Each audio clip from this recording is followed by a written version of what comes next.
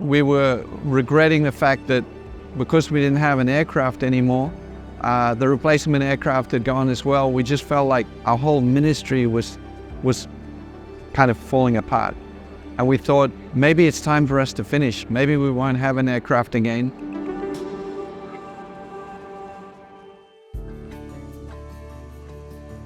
So the discouragement came, and it seemed to be a very significant moment.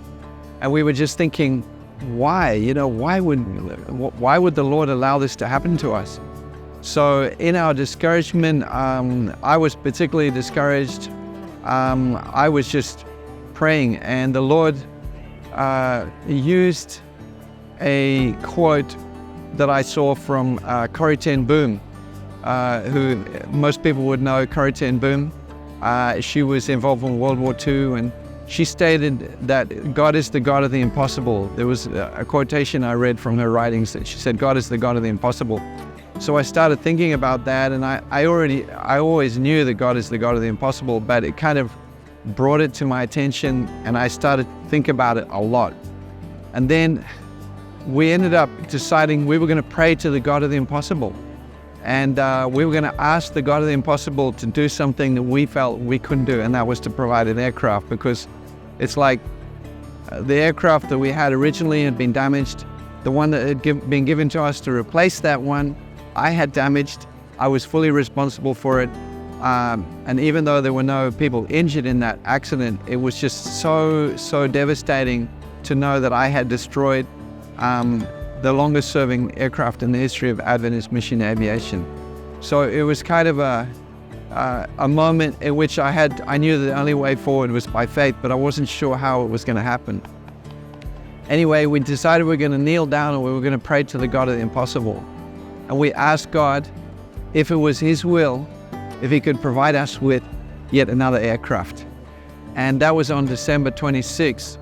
Within 14 days, we owned another aircraft.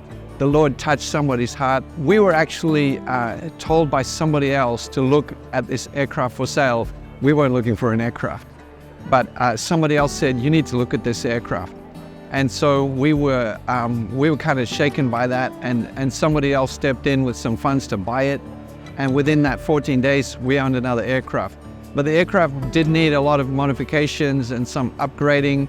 It had old cables in it and some issues that had to be dealt with. It needed a new engine and a new propeller, which people stepped in and helped us. So over the next 6 months, which is just coming up to our time right now, we were provided not only this aircraft, but everything that's been necessary to get it ready for mission and to bring it basically up to the right standard for use in Vanuatu, and it's in really good condition right now. So we are just praising God because of what He did, and at the same time I just feel humbled by this, because I felt like I don't deserve an aircraft. I've damaged this aircraft.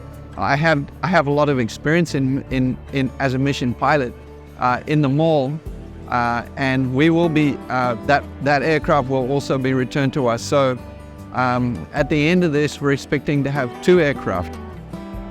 The mall, which is being rebuilt, it's taking a long time because of supply chain issues, but also the new aircraft, which is the 206, which is going to be a huge blessing. Between the two of them, it's a really powerful combination.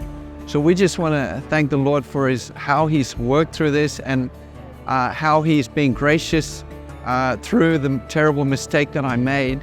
But I just feel like, God obviously has a concern for the people that we're working for. Like, if it was about me and about my mistakes or my successes, then I don't see why I should be continuing as I am. But because it's about His work, and it's about His people, and about the people's needs, the needs of those people which are desperately in need of medical aviation. We live in a province where I'm the only doctor. I'm also the only pilot.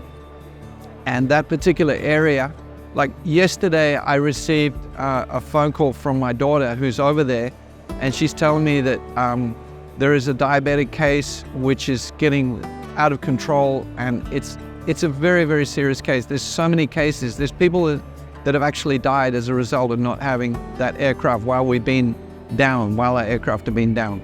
So we feel like it's the needs of the people that's driving the whole mission, and it's what's touched the heart of God.